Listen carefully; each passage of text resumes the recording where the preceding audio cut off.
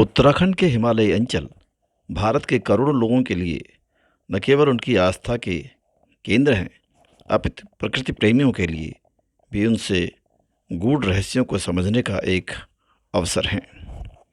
हिमालय के इस क्षेत्र में न केवल प्रकृति और आध्यात्म है, अपितु विशाल जैव विविधता भी है। भारत के 4 प्रमुख तीर्थ स्थल बद्रीनाथ, केदारनाथ, गंगोत्री और यमुनोत्री भी इन्हीं स्थानों पर हैं। हिमालय की इन विभिन्न श्रृंखलाओं से निकली पवित्र नदियाँ भारत की महानतम नदी गंगा का निर्माण करते हैं। हालांकि सामान्यतः लोग गंगा का उदय भागीरथी और अलकनंदा के देवप्रयाग में हुए संगम से करते हैं, लेकिन गंगा और उसकी विभिन्न धाराओं की कहानी और भूगोल उसे समझने के लिए बेहद महत्वपूर्ण है। आध्यात्मिक लोग गंगा के उदय को गोमुख से जोड़ते हैं। गंगा के बनने की यह कहानी असल में एक तरफ भागीरथी नदी के उद्गम स्थल गोमुख से शुरू होती है, तो दूसरी ओर सतोपंथ ग्लेशियर से निकली अलकनंदा नदी अपने साथ विभिन्न नदियों को लेकर देवप्रयाग में मिलती है। हमने अपनी इस गंगा यात्रा में हिमालय की इन विभिन्न नदियों को समझने का प्रयास किया है।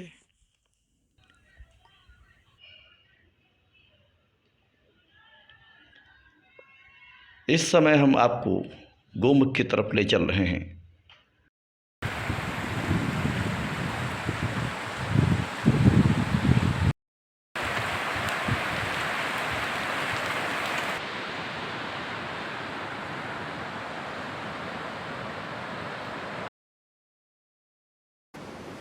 सुप्रभात। हम लोग इस समय जो है भोजवासा में हैं और भोजवासा से आप ये देख रहे हैं कि गोमुख के लिए जाने का ये रास्ता एक ट्रैक है। ये भागीरथी गोमुख से 3-4 किलोमीटर क्रॉस करके यहाँ से उत्तरकाशी की ओर जा रही है।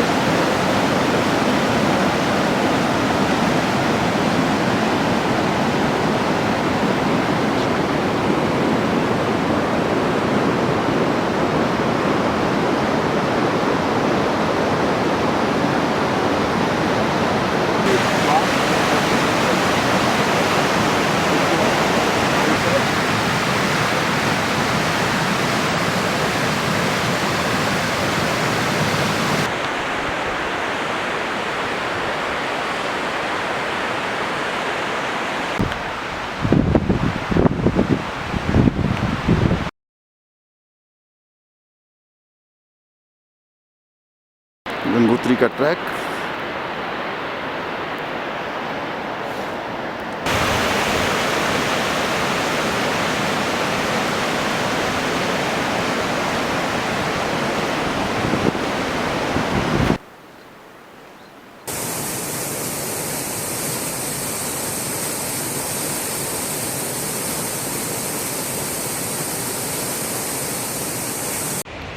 अद्भुत संगम भागीरथी। हम देख सकते हैं कैसे पहाड़ों से नीचे आ रही है और उधर से एक दूसरे, जिसको हम गदेरा बोल सकते हैं, वो ये मिल रहा है और ये बहुत बेहतरीन नज़ारा है। 18 किलोमीटर की जर्नी के बाद भागीरथी यहाँ पर गंगोत्री धाम में, और ये गंगोत्री धाम के पीछे हम देख सकते हैं मंदिर, जो नेपाल के उस समय के यहाँ के प्रशासक अमर सिंह ने बनवाया था।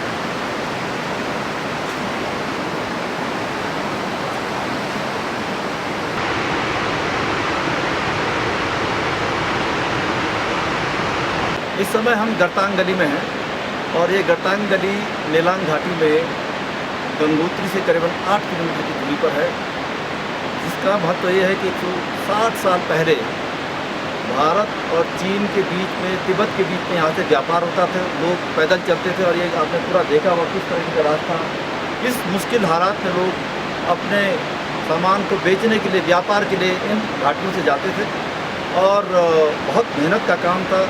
ज़्यादातर जो जातियाँ हैं, जनजातियाँ यहाँ पर हैं, भूटियाज और अन्य लोग जो तिब्बत से भारत के साथ में व्यापार जिनका चलता था लगातार, इन कठिन दुर्गम रास्तों से वो जाता था और यहाँ तक पिछले 4 साल पहले, 5 साल पहले उत्तराखंड की सरकार ने इसे बना दिया है। तो गंगोत्री से जब हम 8 किलोमीटर चलते हैं भैरव घाटी होते हुए और भैरव मंदिर होते हुए, तो यहाँ पर ये एक कठिन रास्ता है, दुर्गम रास्ता है, लेकिन इसके बगल में आप देख सकते हैं जड़ गंगा है, ये चाइना से ये रिवर आती है और अंत में जाके मिलती है भागीरथी में और फिर भागीरथी जैसा आप जानते हैं उत्तरकाशी और टिहरी से होते हुए अंत में देवप्रयाग में जाके अलकनंदा से मिलती है और गंगा बनती है। आप इस नदी का पूरा अगर देखेंगे कितना साफ पानी है, बिल्कुल ग्लेशियर का, और उसमें कोई किसी प्रकार का मिलावट नहीं नज़र आती है। तो केवल ये कह सकते हैं कि उस ज़माने में 160 साल पहले लोग कितनी मेहनत किया करते होंगे अपने काम के लिए और व्यापार के वास्ते। और 1962 में भारत चीन युद्ध के दौरान इस इलाके को बंद कर दिया गया था और यहाँ से जो है यहाँ के नागरिकों को दूसरी जगह दे दी गई थी, यहाँ से 5, 7, 10 किलोमीटर दूर, ताकि वो अपना काम धंधा।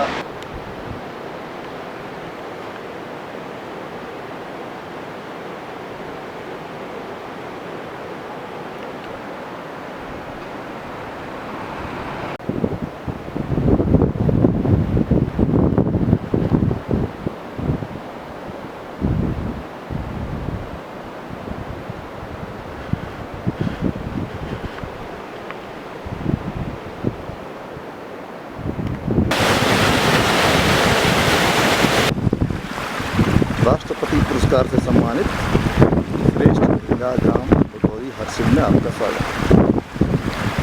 बगोरी गांव एक जनजाति का गांव है।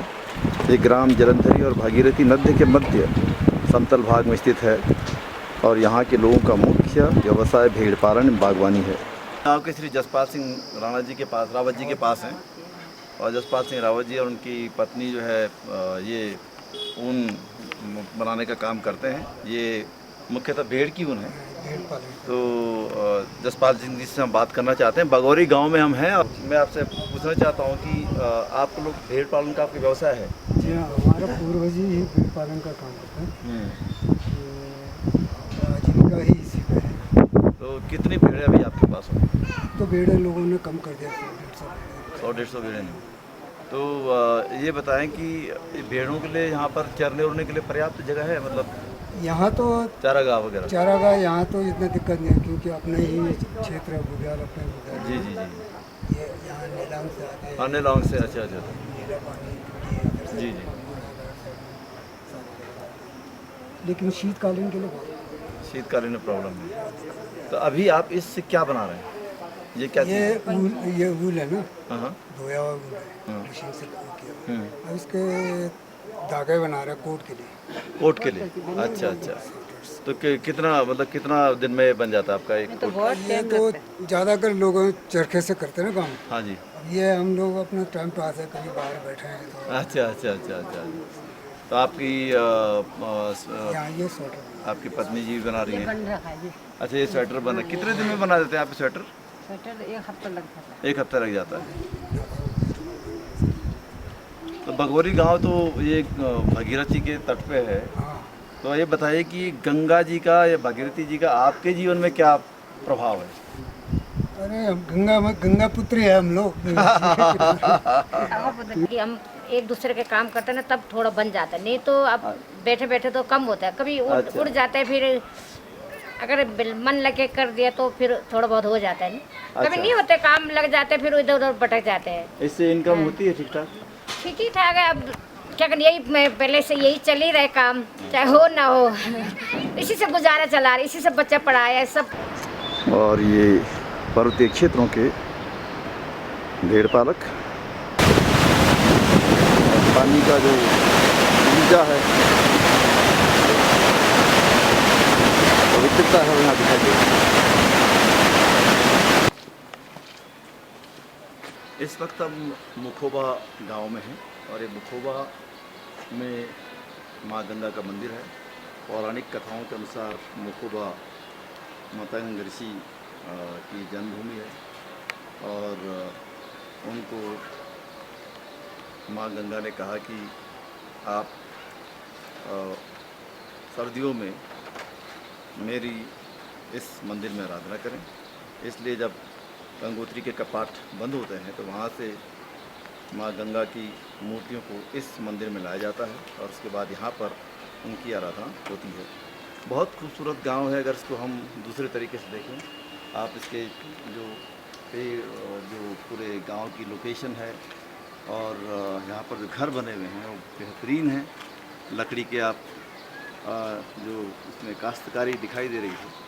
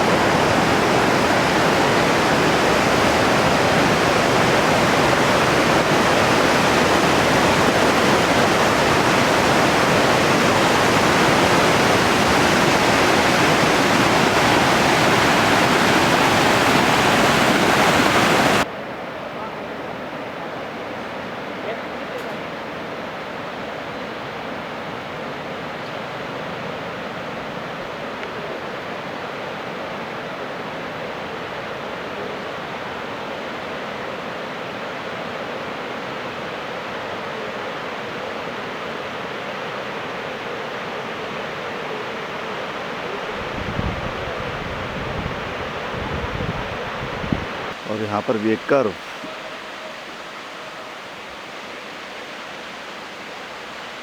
कर्व लेती हुई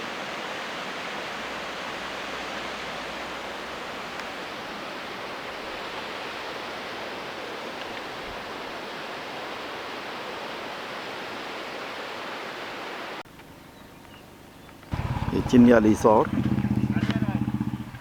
और भागीरथी का ही जल।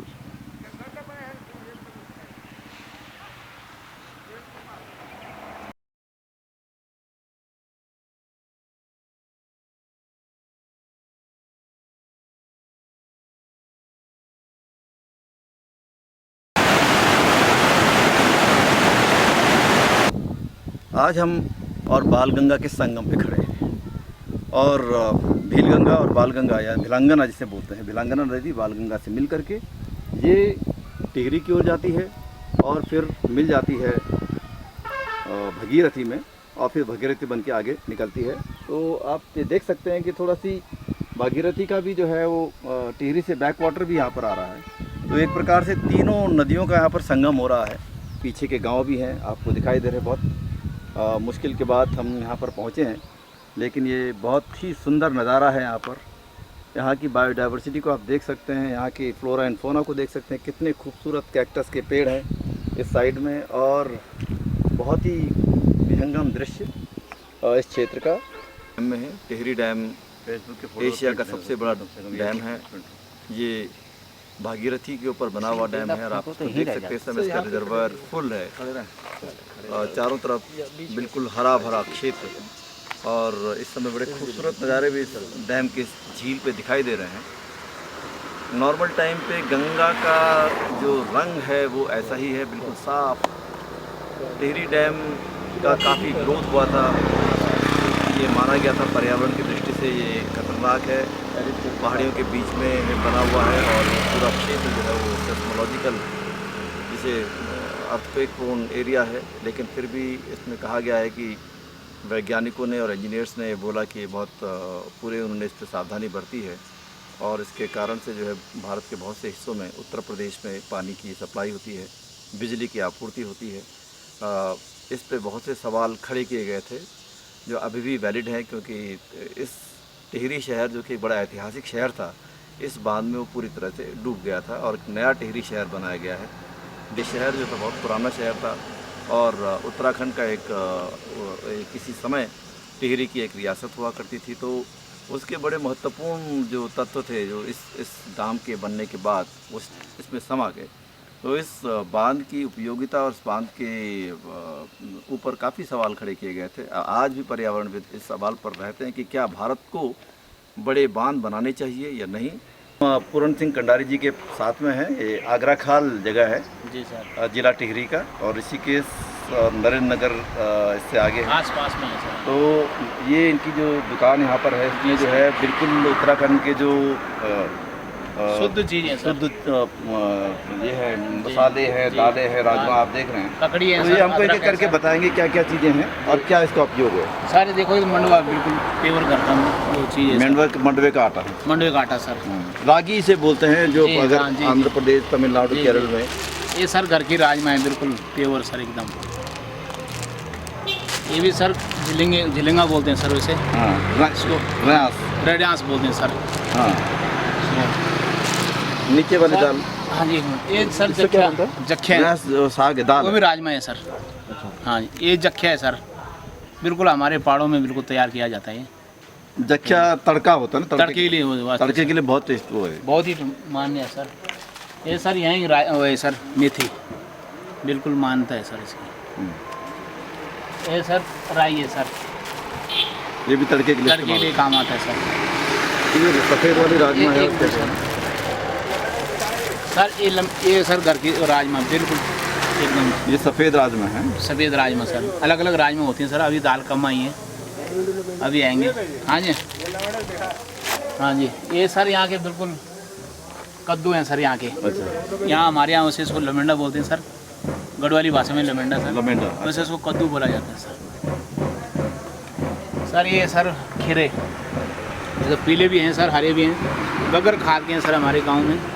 ककड़ी ककड़ी बोलते हैं सर वैसे, ठीक है सर। और इधर हाँ सर, हाँ, ककड़ी। ये सर वैसे अरबी बोला जाता है, इसको पिंडालू बोलते हैं हाँ, सर वैसे पिंडालू, इसको। पिंडालू। बिल्कुल प्योर, बिल्कुल एकदम कोई वो नहीं, मतलब कोई खाद जैसे नहीं। यहाँ नहीं सर, कोई खाद नहीं, कोई दवाई नहीं है सर। अच्छा सर, ये सर अदरक हमारे इधर का पुराना अदरक सर, कोई मतलब कोई मिलावट नहीं होता इसमें, मतलब कोई हम लोग नीचे जो जाते हैं, जी, जी। नीचे से वो धो के ले आते हैं, उसके क्या तेजाब से धोते हैं सर, वो चीज़ नहीं है, सारा प्योर है सर। तो आप तो पूरी इस गंगा घाटी में बड़ा उपजाऊ जमीन है, क्या जी, मायने हाँ। आपके लिए गंगा के? बहुत ही बढ़िया है सर, बहुत ही अच्छा दे रखा उसने, मतलब हमारे लिए बड़ा कुछ उजाला कर रखा है, मतलब एक बहुत बढ़िया अच्छी चीज़ है सर। आपके क्षेत्र में काफ़ी ये फसल वगैरह? जी, जी, सर। और, पूरे हाँ पूरे सब्जियाँ गाँव बहुत अच्छी किस्म की। बहुत सब्जी सर, लमंडे हो गए, गोदड़ी हो गए, चचंडे हो गए सर, बहुत ही बढ़िया होती है सर। और दाल भी आपके यहाँ बहुत? दाल भी सर, हाँ जी, अभी कम आए सर, दाल आएंगी दिवाली के बाद, कमी आए सर। बाकी यहाँ की हवा जो है बहुत ही बढ़िया ठंडी हवा है सर। आपने देखा और इसके खाएँगे कितनी गर्मी है, तो आगे जाके गर्मी है, यहाँ के यहाँ हो गए सर, और ठंडा बिल्कुल एकदम, कोई गर्मी नहीं। ये sir, thank you sir. Ghansali से आगे हैं हम लोग, खमसाली से, और ये नीति बॉर्डर पर इससे आगे जाने की स्थिति बहुत नहीं है। और हम देख सकते हैं कि किस तरीके से यहाँ पर पूरा पानी, बर्फ़, पहाड़ पे पारा और गाड़ी के फिसलने का जो अंदेशा रहता है, इसलिए यहाँ पर से हम आगे नहीं जा रहे हैं। और ये पहाड़ ऐसा लग रहा है जैसे वाइट पेंट, सिल्वर पेंट किया हुआ, बेहद खूबसूरत। और उतनी ही खूबसूरत हमारी धौली गंगा जो नीति घाटी से चलती है, इस तरह से बर्फ़ जम रही है और शायद आज और कल में हो सके तो नदी भी जम सकती है।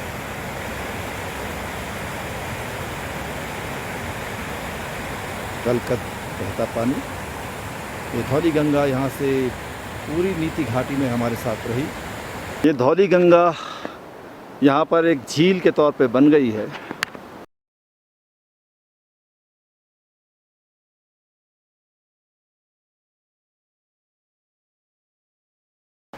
और ये पूरी नदी यहाँ से धौली घाटी, जिसको हमने कवर किया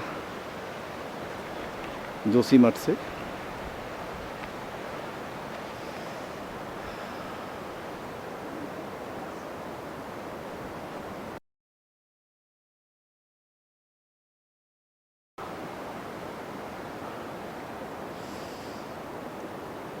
और पीछे पहाड़, बिल्कुल नीला पानी।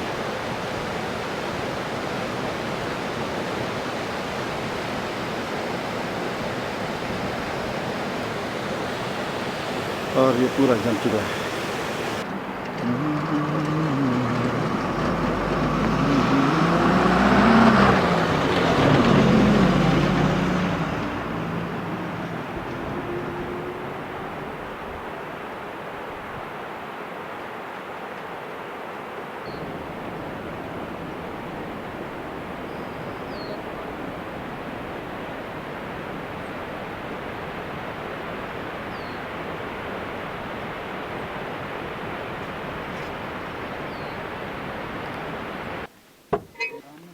ये गमशाली गांव भारत चीन सीमा का भारत की तरफ से अंतिम गांव, परहैप्स इसके बाद नीति। गमशाली गांव, और ये यहाँ के घर सभी अभी बंद, क्योंकि शिफ्टिंग माइग्रेशन यहाँ पर होती है। सर्दियों में लोग यहाँ से माइग्रेट करके दूसरे शहर में चले जाते हैं।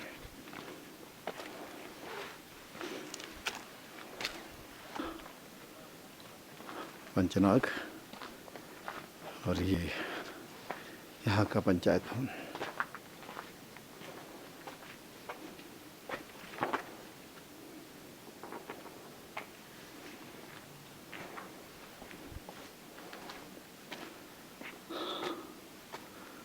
और ये देखिए पुराने पैटर्न पे बने घर,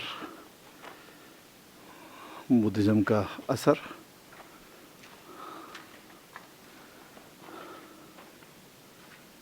यहाँ के विधायक रहे बहुत समय तक। अच्छा, और मंत्री केदार सिंह पुणे साहब का घर। अच्छा, बहुत बेहतरीन, बहुत सुंदर घर। ये बर्फ़ का पानी यहाँ पर जम गया है। मल्लारी गांव।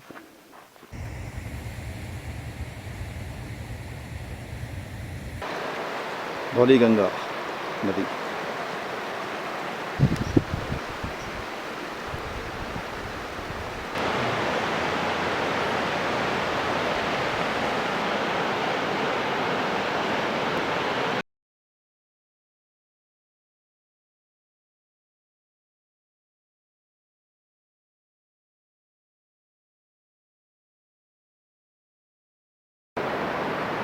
ये आया यहाँ से, ये है ऋषि गंगा।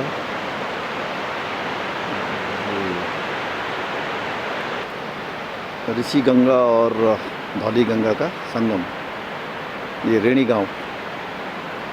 और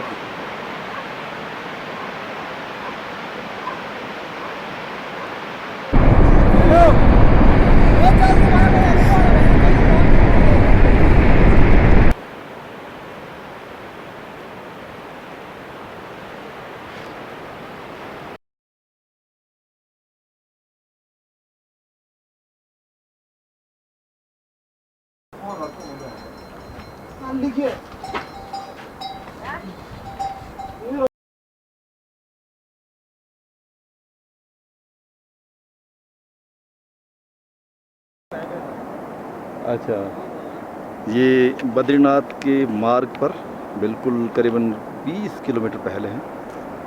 और ये जो चोटी दिखाई दे रही है, सामने ये चोटी, सामने से लक्ष्मण गंगा, ये लक्ष्मण गंगा अलकनंदा नदी में मिलकर अब ये अलकनंदा के रूप में आगे जा रही है।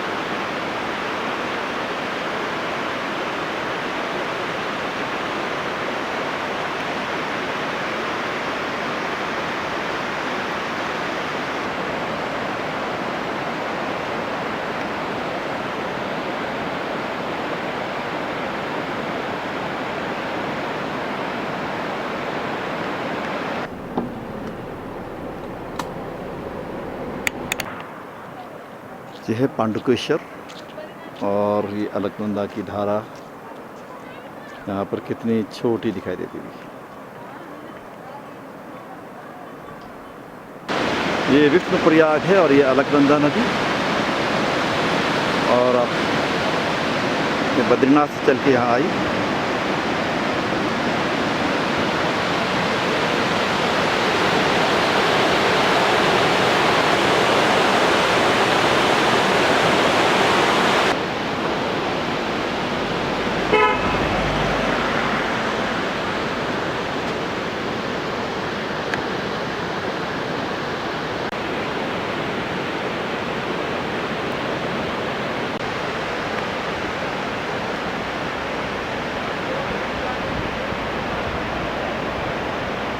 ये विष्णुप्रयाग पे धौली गंगा और अलकनंदा का संगम, और यहीं पर फरवरी में आपदा आई थी और सामने का पुल पूरा बह गया।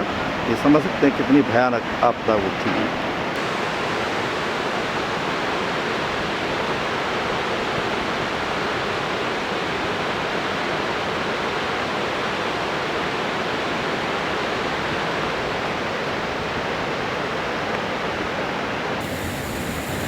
और हम मंदाकिनी के तट पर हैं इस समय।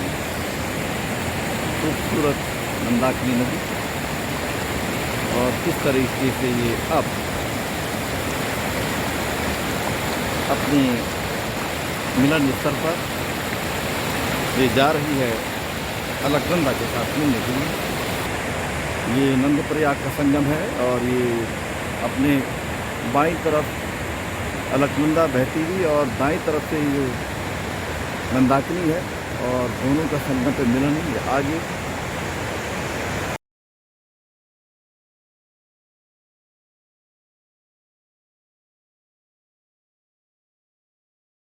तो हम देख सकते हैं, और अब ये संगम की तरफ मंदाकिनी का पानी थोड़ा गहरा हरा, अलकनंदा का पानी थोड़ा सी धुंधला, और क्योंकि कल रात ये कर्णप्रयाग का संगम पिंडर नदी और अलकनंदा के बीच में, और फिर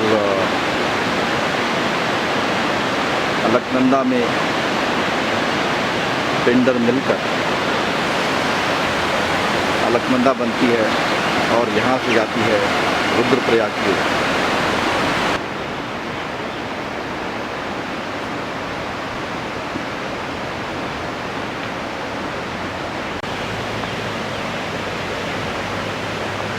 और कर्णप्रयाग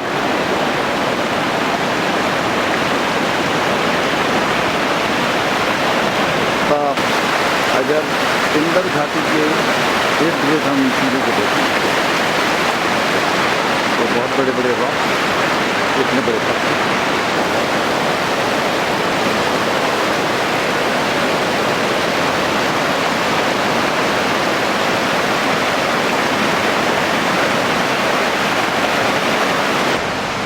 यहाँ पर एक मिलन देख सकते हैं। उस तरफ से आ रही है पिंडर नदी, और ये दोनों मिलके पूर्णतया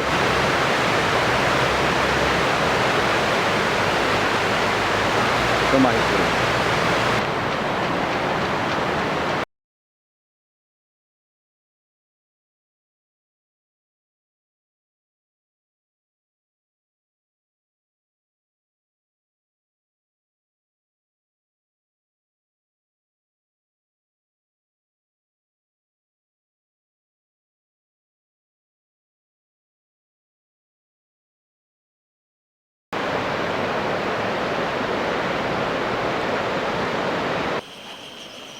यह है मंदाकिनी नदी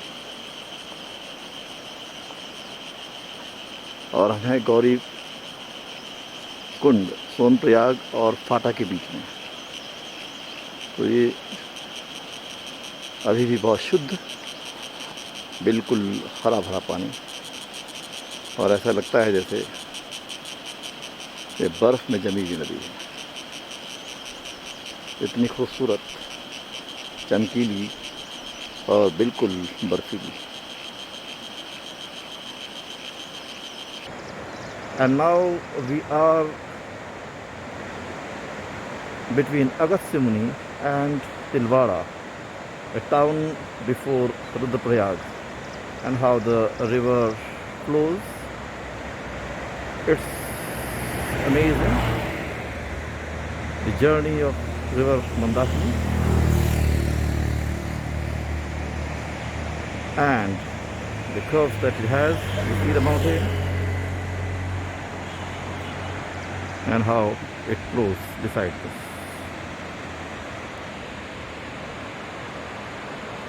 Nature's bounties must be protected and respected.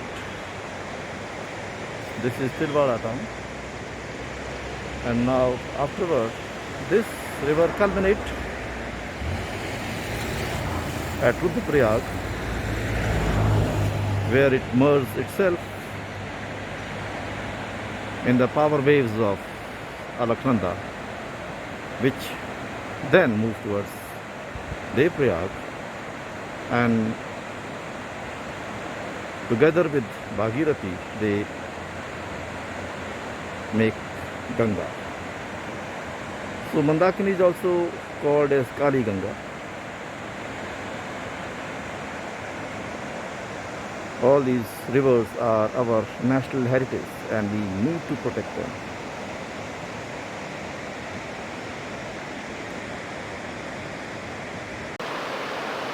चलती है।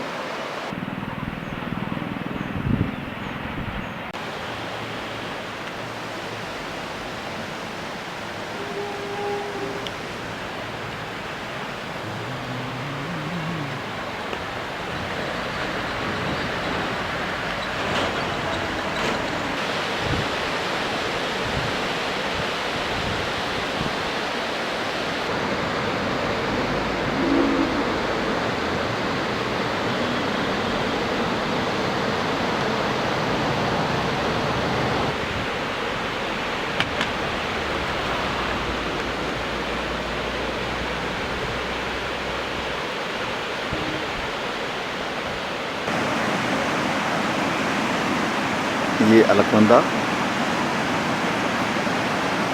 अपने पूर्ण सौंदर्य पर और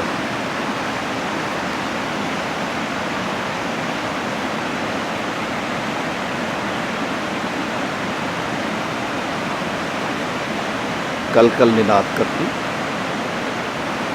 अपने सौंदर्य से सबको प्रभावित करती,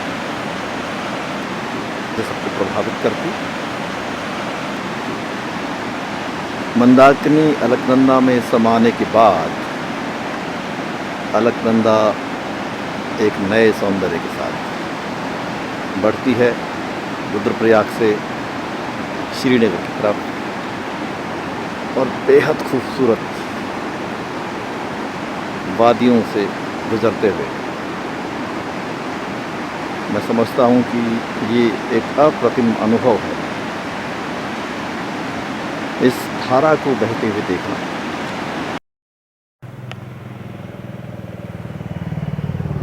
अलकनंदा श्रीनगर पे, और ये श्रीनगर का विहंगम दृश्य पौड़ी श्रीनगर मार्ग से।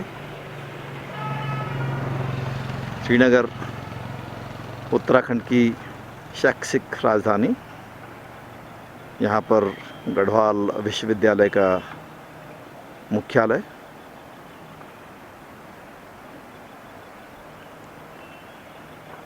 और अलकनंदा रुद्रप्रयाग से चलकर श्रीनगर से होते हुए आगे देवप्रयाग की ओर जाती है, जहाँ पर उसका भागीरथी से मिलन होता है और फिर गंगा बनकर वो ऋषिकेश की ओर प्रस्थान करती है।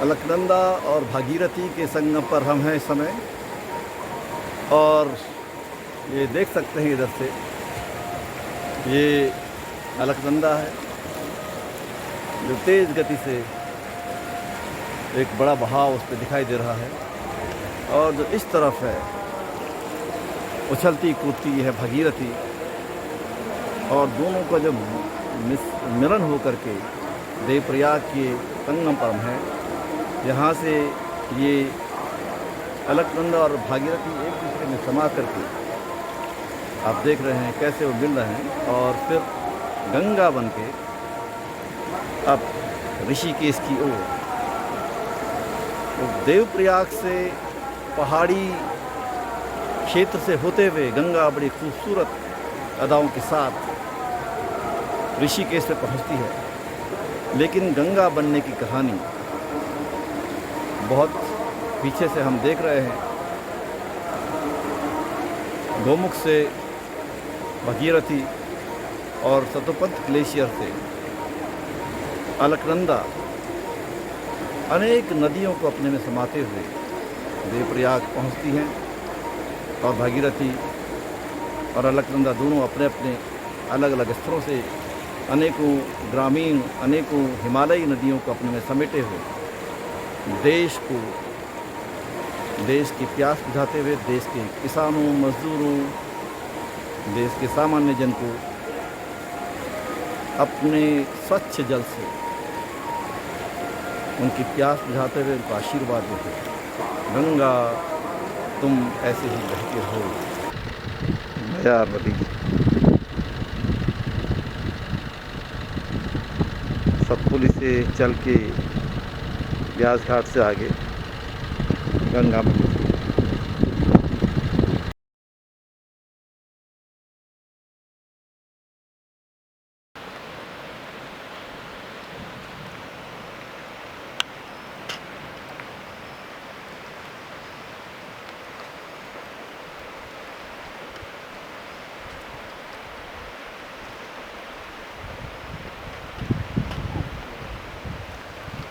ये संगम ब्यास घाट पे नयार नदी का, नयार नदी गंगा में मिल रही है।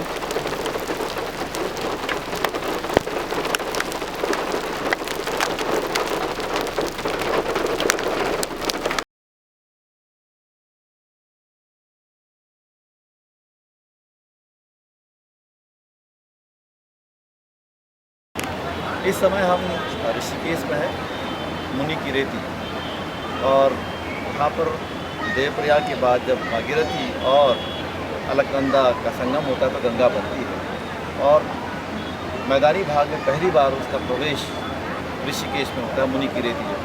इसके सामने आप देखिए बहुत से धार्मिक स्थल हैं, आश्रम हैं, उधर परमार्थ निकेतन है, स्वर्गाश्रम है, और गीता भवन है। तीन बहुत पुराने यहाँ के आश्रम हैं, और पीछे हमारे जो है रामझूला उसको कहते हैं, और सामने अगर आप देखेंगे तो जानकी कूप है। लेकिन यहाँ पर जो सबसे प्रसिद्ध जगह है वो इसे थोड़ा सी आगे लक्ष्मण झूला उसे कहते हैं, वहाँ पर है। और ऋषिकेश या मुनि की रेती को हम भारत की आध्यात्मिक नगरी कह सकते हैं, क्योंकि बहुत बड़ी संख्या में विदेशी जो स्पिरिचुअल लोग हैं वो यहाँ आते हैं। बड़े बड़े आश्रम बने हुए हैं, और उन आश्रमों में जो है वो स्पिरिचुअलिज्म के लिए ज़्यादातर लोगों के पास आते हैं। बीटल्स भी इस क्षेत्र में आए थे और काफ़ी समय तक यहाँ उन्होंने गुजारा।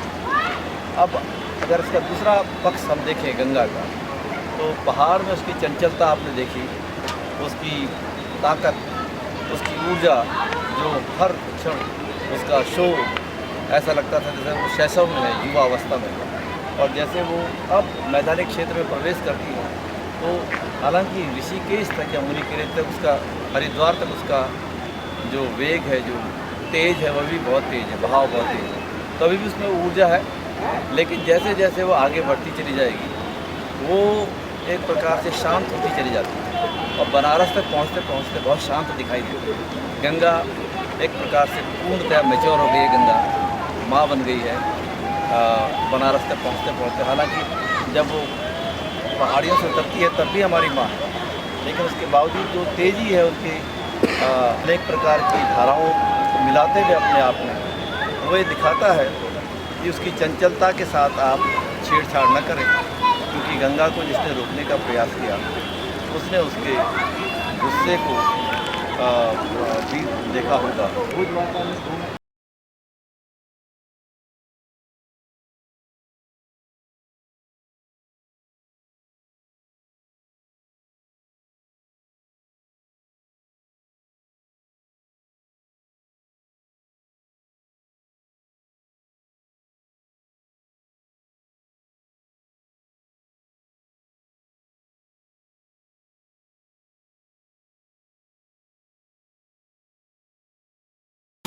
अभी हम हरिद्वार के हर की पौड़ी के पास खड़े हैं और गंगा उत्तराखंड के हिमालय से उतरते हुए पहले ऋषिकेश में आती है और ऋषिकेश से मैदानी भाग में सबसे पहले उसका अवतरण हरिद्वार में होता है। धार्मिक मान्यताओं के हिसाब से बहुत महत्वपूर्ण माना जाता है और कुंभ के मेले में सबसे बड़ा स्नान भी इसी हर की पौड़ी में होता है।